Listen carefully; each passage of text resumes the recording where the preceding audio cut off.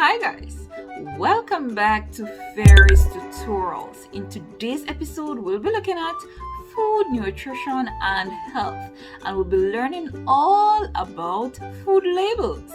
Stay tuned.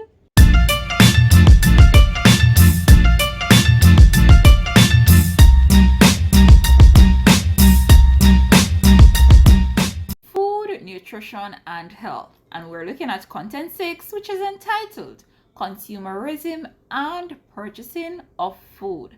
And today we'll explore all the contents that are related to food labels. Now let's look in detail at our focus points.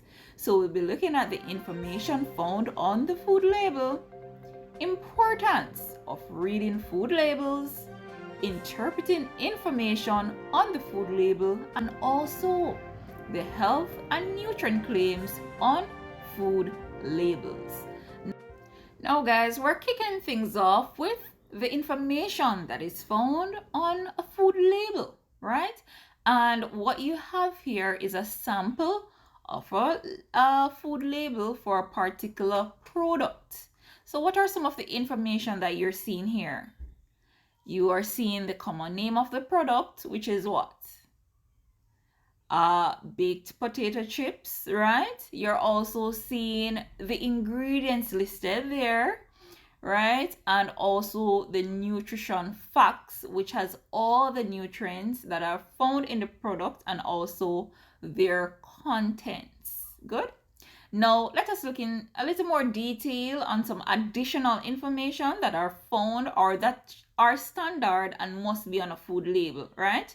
Now, food labels refers to a panel found on a package of food which contains a variety of information. And I know that you may be thinking of some additional information that we didn't see previously in that label, right? Now, these information is about the nutritional value of the item, right? As well as the common name of the product, the brand name or registered trademark of the product, right? We may also speak of what? Name and identifiable address of the manufacturer, right? So the name of the manufacturer and the address of where the product was manufactured, country of origin, right? Declaration of net contents, also the instruction for use, care, and maintenance of the product depending on the type of product, right? And also the shelf life where appropriate, and also a batch code. Good. Now let us now look at if we can identify some of those information that we spoke of earlier that are on the food label, right? Now, what we're seeing is the brand name. Now, what is the brand name in this particular food label? If your answer was Cleggles, you are correct.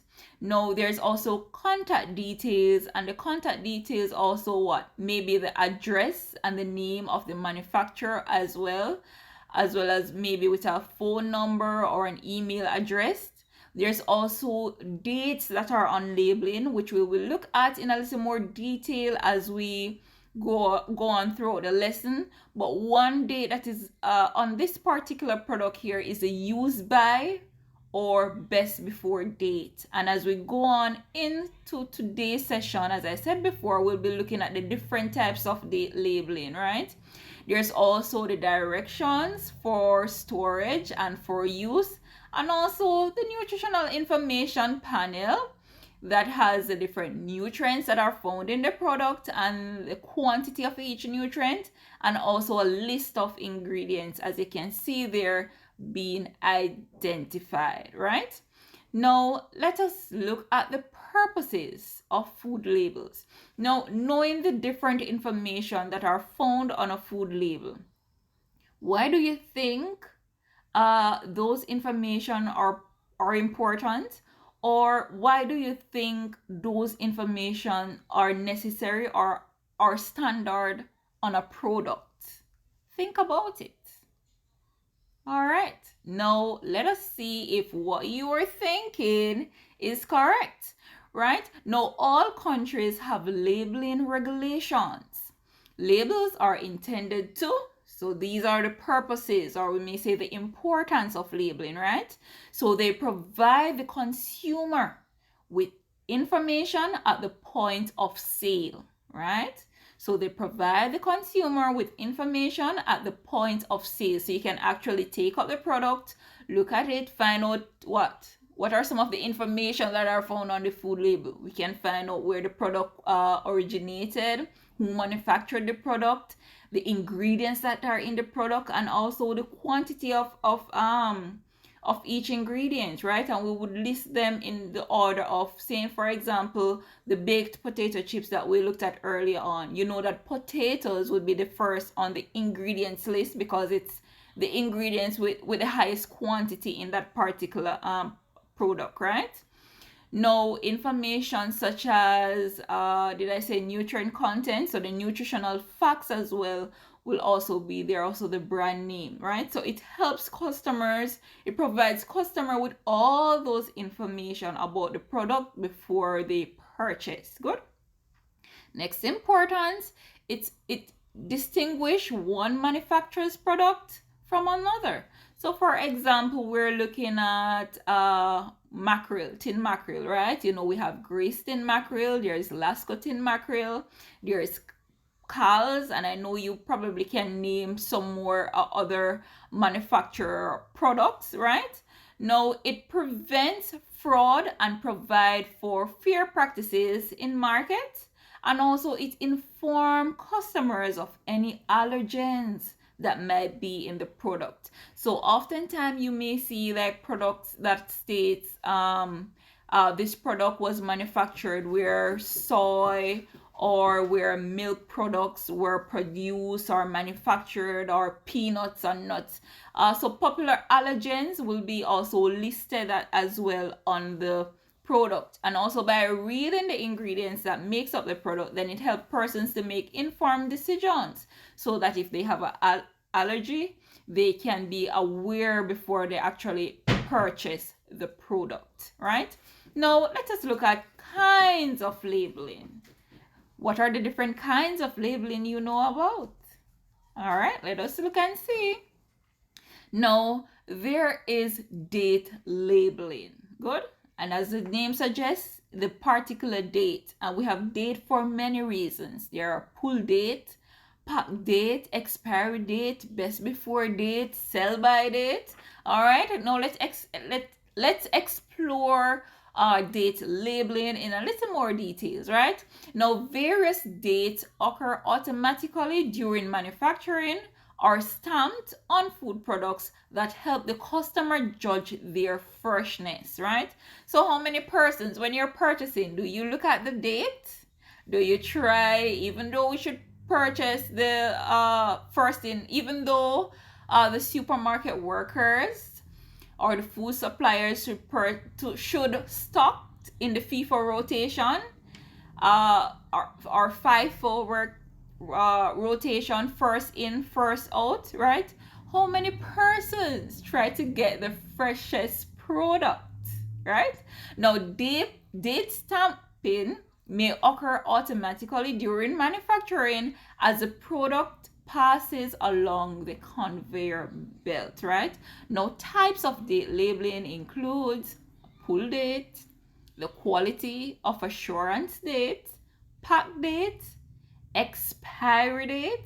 All right, and we're going to look at these dates in a little more, flesh it out a bit, right? So we're looking at use by date. So we're looking at types of date labeling, and the first one here is use by. Now, what do you think what does the use by date tell the consumer? Can you think about it? If you're buying a product and the product says use by March 8th, use by, say, for example, June 30, 2021, what does that say to you, right? No, the use by date is the last day the manufacturer vouches for the product's quality. No, he's not saying that the product is expired, but he's saying that if you consume my product before June 30, then you will get the best quality of the product, right? But that doesn't mean a use by date, doesn't mean that the product has expired. It just simply means that you may not get the quality assurance that you would like, right? Now, the use by date is the date the manufacturer recommends that the consumer use their product for peak quality in the food. So you may eat the food after and the use by date, but it is not likely that the keeping quality would be best, right? As it has passed the use by date. So it is still good, but it's just that you won't get peak quality, or you won't get the highest quality of the product. Now the sell by date. What do you think the sell by date is telling us? So the use by date mostly speak to the consumer. But the sell by date, who you think the sell by date speaks to? It speaks to everyone, but more in particular, it is aimed at retailers, right? And it informs them of the date by which the product should be sold or removed from shelf life, right? So for instance, if you go into a particular supermarket and you see that the sell by date have passed, you should not purchase that product, right? Now, this does not mean that the product is unsafe to consume after the date, as typically 1/3 of a product's shelf life remains after the sell by date for the consumer to use at home, right? So I would say guard from buying a product that has passed its sell by date, especially if you're not going to use it right away after you get home. And by law, the supermarkets should not have products on their shelves that has passed their sell by date. Good. Now, this is when you may go into a supermarket and you may see 2 for 1, or you buy one and you get half price off, things like those. So when we see these like those going on in the supermarket, we have to check the date labeling, because it's either that the sell by date labeling is actually approaching, or the use by date is also approaching as well, right? So what they do is to have discounts on these products as to prevent them from having such a great loss. Now, a next type of date labeling is the expiry date, right? Now, expiration date refers to the last date a food should be eaten or used, right? So we throw out, whenever you see expiration date, there's no playing with that. There's no safety for that. We throw out those products that have passed their expiry or expiration date. Good. So we're always use by date. It's just a recommendation, because the use by date may pass and the product is not expire, right? Remember, the use by date simply means that you get better quality for your money. The sell by date, the manufacturers have to sell the product, so there should be no product on the shelves or in the refrigerator where the sell by date has passed and the product is there not sold. And for the expiry date, guys, we throw it right out. This product is not good any at all. So if you purchase a product and it passed the expiry date and you didn't realize, what should you do? We can seek redress, right? Awesome. All right. Now, there's also, so that is it for, so we're looking at the different kinds of labeling. We have just looked at date labeling. Now we're going to move on now to look at nutritional labeling. And I know you're thinking that nutritional is coming from the word nutrients, right? So this type of labeling is necessary to assist people in following the dietary goals, right? So their dietary goals is what they want to achieve, or their dietary requirements, what are the particular product that they have to eat based on their health conditions, right? So it should enable the customers to make healthy food choices. So in the date labeling, you may see, in the nutritional labeling, you may see cholesterol free. We may see 0% of fats or saturated fats, or we may see what? 3 grams of proteins or stuff like that, right? So the nutritional labeling will tell us about all the nutrients that are in the product, right? And also the nutrients that are the things that are not healthy. So it provides a guideline. So you may see a product that says less than or more than or contains or cholesterol free. So stuff like those you will find under the nutritional labeling, right? Now, as it relates to content labeling, this refers to the list of ingredients in descending order by weight. So content labeling, meaning the ingredients that are found in the particular product, right? So the major ingredient must be placed first. So for example, if there's a canned of mixed vegetables, and on that ingredient listing you see carrots, then you see green peas, you may see sweet corn. Based on the list, whichever vegetable comes first, that's the vegetable that is most dominant in that particular mixed vegetable, right? So remember that the ingredients are measured by weight in descending order. So we start with the highest amount, right? So if there's 2 cups of diced carrots and 1 cup of green peas, which ingredient would be listed first? If you said carrots, you are correct. All right, awesome. Now, let us now look at the importance of reading food labels. So we know the information that are found on the food label. We know the different types of labeling, different kinds of labeling. Now we're going to look at why is it important to read the food labels, right? Now, reading food labels will make it much easier for you to compare foods and find the foods that have the nutritional value you need. It will help you and your family make healthy choices about the foods you are buying. And also, food labels can help you limit the amount of fat, sugar, cholesterol in your diet by making it easy for you to compare one food item with another and choose the one with the lower amount. So we don't just compare prices when we're shopping. In food product, we also compare the nutrient quality of the product, right? So if someone is hypertensive, they will look for a product that has no sodium, or a product that has, even if it has sodium, is a little or nothing, right? So we have to think about those things, and those, I know you may be able to even list more importance, but those are the ones that we're looking at in this session, right? And to add to that, to the nutritional facts, right? So the nutritional facts provide us with serving size. So whenever you buy a pack of snack or you buy a juice, you look at the serving size to see how much of that particular product that you should consume, right?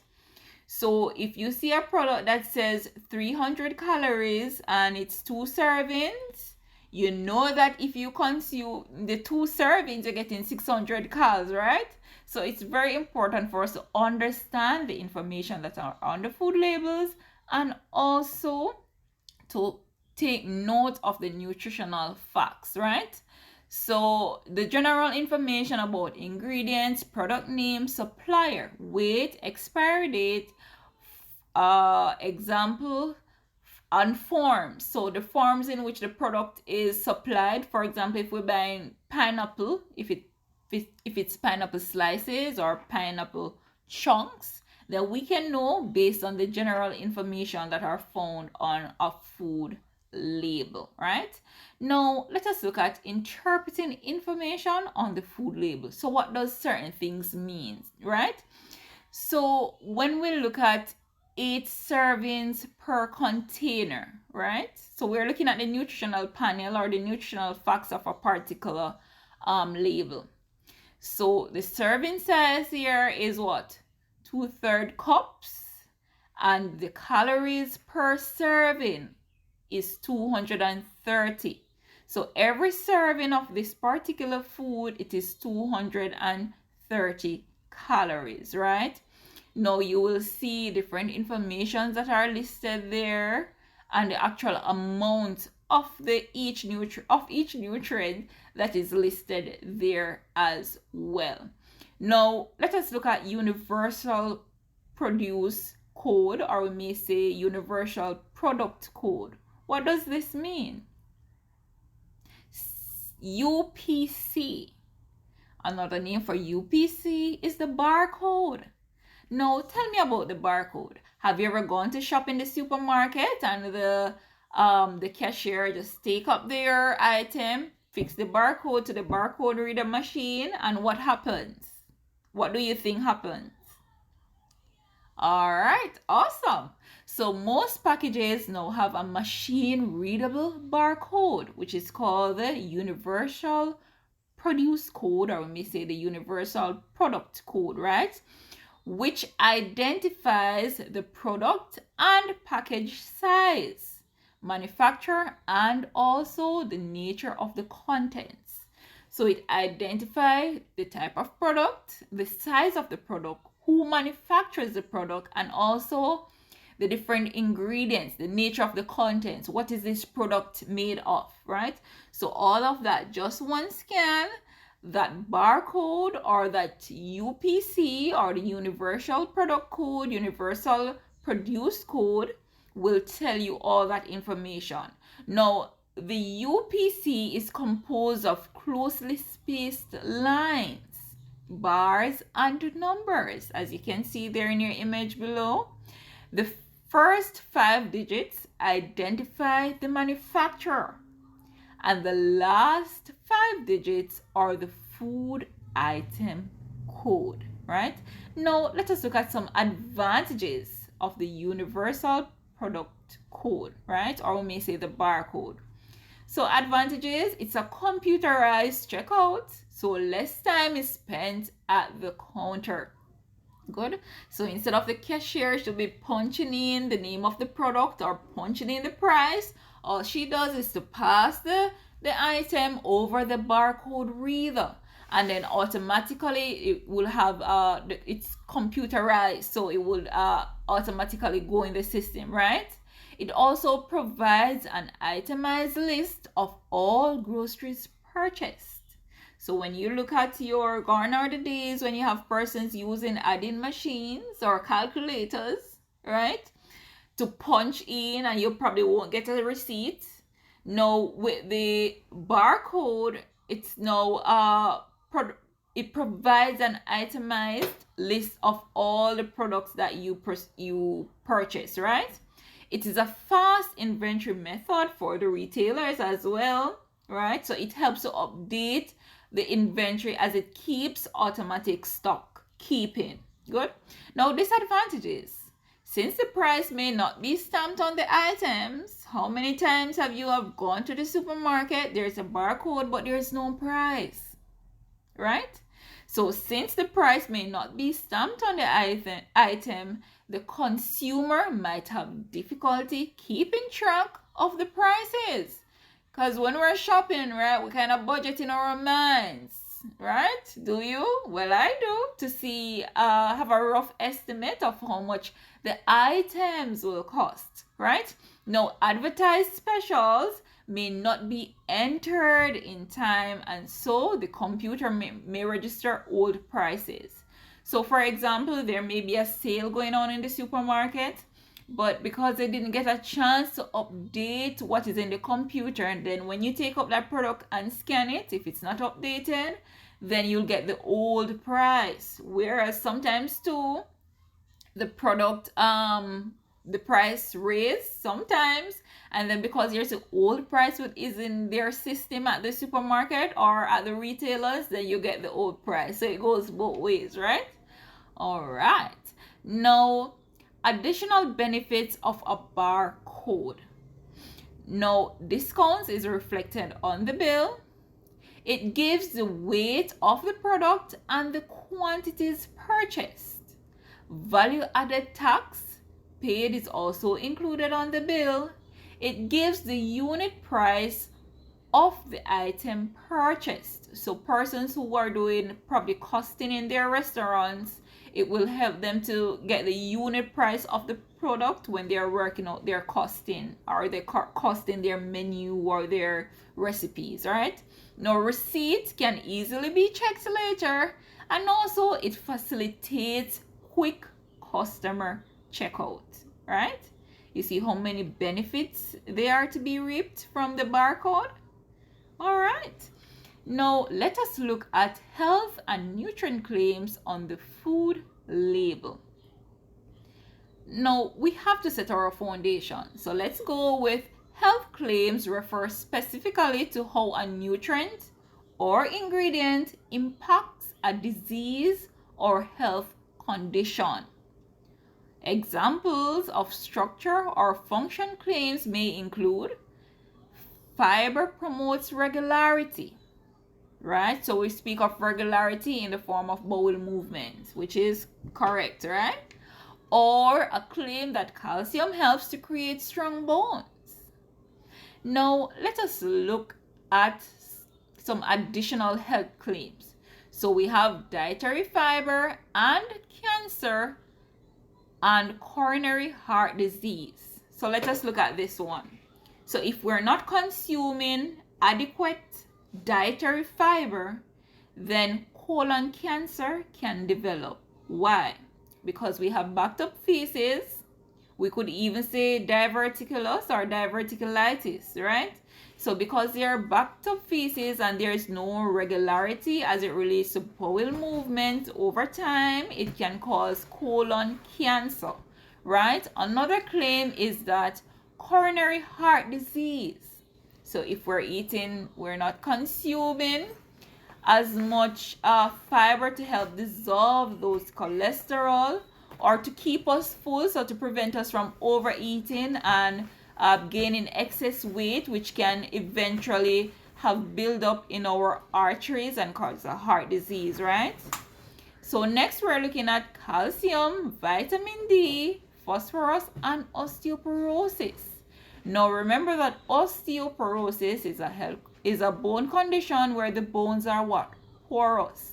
Now a deficiency or a lack of these three nutrients, calcium, vitamin D, and phosphorus, they all work together to help absorb each other and also to help with strengthening the bones. And we may also throw teeth in there, but seeing that we're talking about osteoporosis, right? So lack of these nutrients in our body cause our bones to become weakened. All right, the next health claim on food label is folate and neural tube defects, right? So folate, or we may say folic acid, is very important in pregnant women, right? Because a lack or a deficiency in folate can cause a neural tube defect called spina bifida. Good? And this may affect the child, and in severe cases they may be permanently disabled or they may die, right?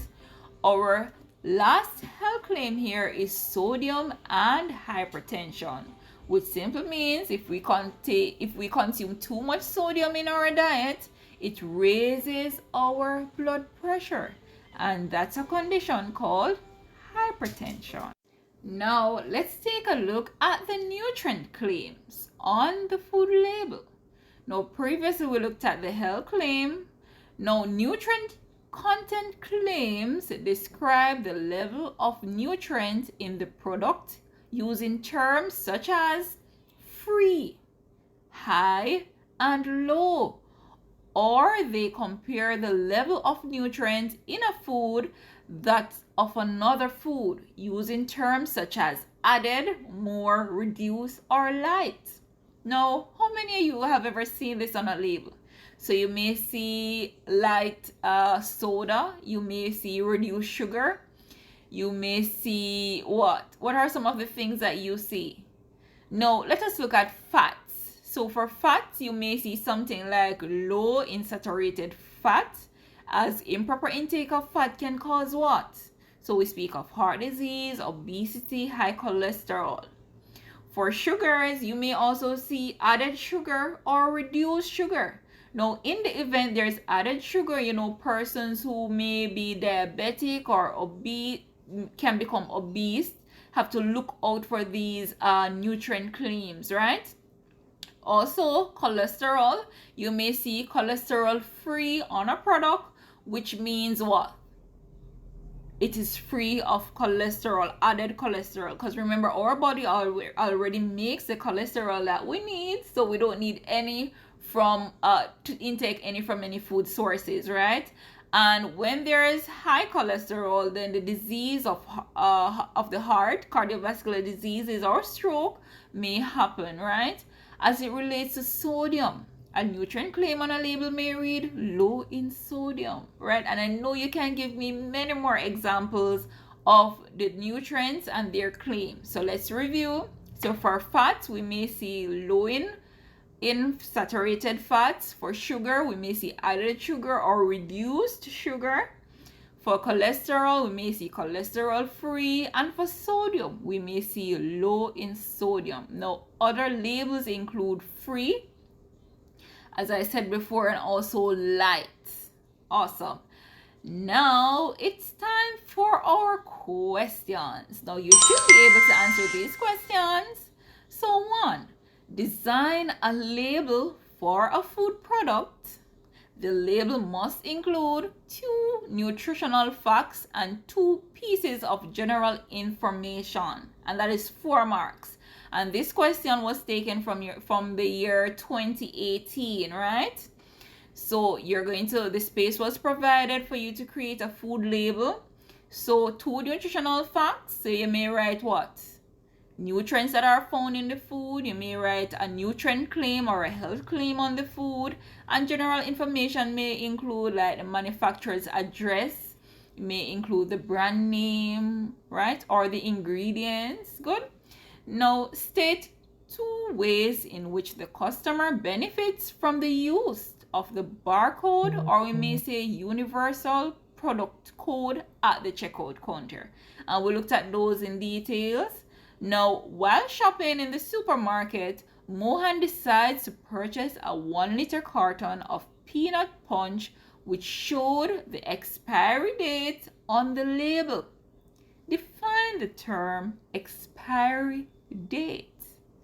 Explain how the peanut punch labeled could assist Mohan in ensuring that the peanut punch he is purchasing contains milk and peanuts as the main ingredients. Now remember, I was telling you as it relates to content labeling, guys, those products that are listed that has a higher amount, it is listed in the send it order. So for example, for this peanut punch, you know that the main ingredients would have been peanuts and yes, of course, milk, right?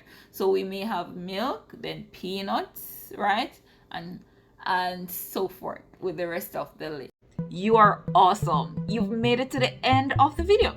Please remember to subscribe. Hit that notification bell so you can be notified when there's an upload. And don't forget to share with persons who you know will find this information useful. Thank you for making it Fairies Tutorials.